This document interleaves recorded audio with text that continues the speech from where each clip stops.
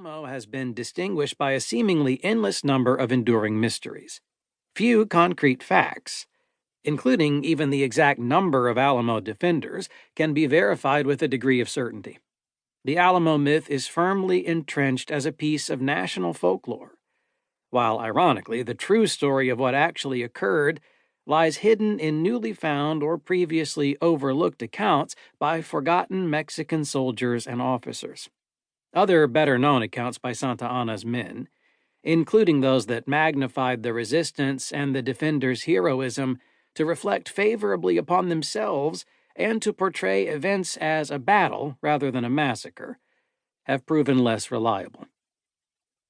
In truth, the Alamo was a surprisingly brief clash of arms. Only later did admiring generations of Americans invent the myth of a great heroic battle in order to obscure a host of ugly, embarrassing realities. These included the fact that consecutive commanders of the Alamo needlessly lost the tiny garrison instead of withdrawing earlier to fight another day.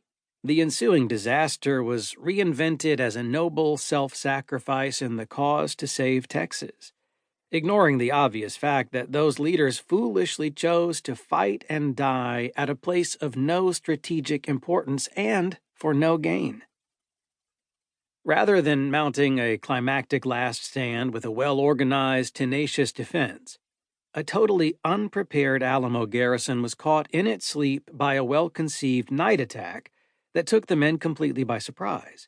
The garrison consisted of citizen soldiers, with little of the military training or experience of their well-honed Mexican opponents, whose attack left them so stunned that they never recovered from the shock.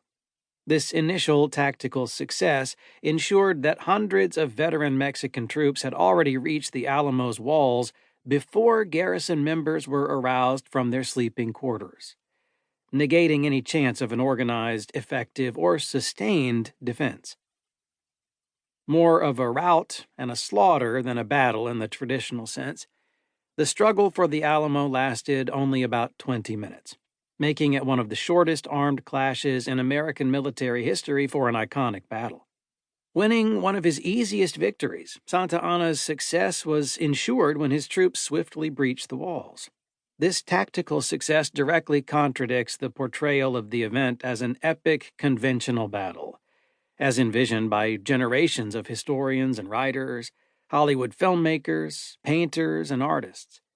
Common depictions show the entire garrison aligned in their assigned defensive positions along the walls, manning their blazing artillery, offering organized resistance, and inflicting terrible damage on the attackers under daylight conditions. However, new evidence from the most reliable sources shows that even the heroic last stand immediately in front of the Alamo Church and its famous facade is a romantic embellishment. Instead, a large percentage, perhaps the majority of the garrison, fled in multiple attempts to escape the slaughter, trying to quit the compound before the battle inside had ended. No unified, solid defense took place along the walls that dark early morning. In fact, the defense of the perimeter was so relatively weak that some of the hardest fighting very likely occurred outside the garrison walls, resulting in the deaths of more defenders outside than inside the Alamo.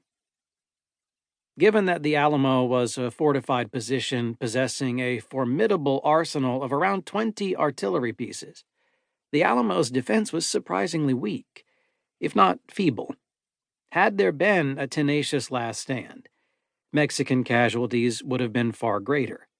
They were, in fact, less than 300, and a very high percentage, perhaps even a majority of these, resulted from fratricide, or what we now call friendly fire.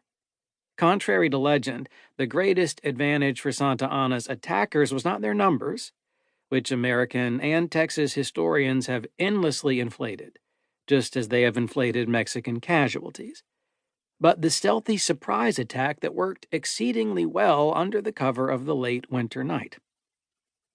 The truth of this skirmish, as one Mexican participant called it, not only differs from the myth, it directly contradicts it. Fought in a remote location more than 100 miles from the United States border,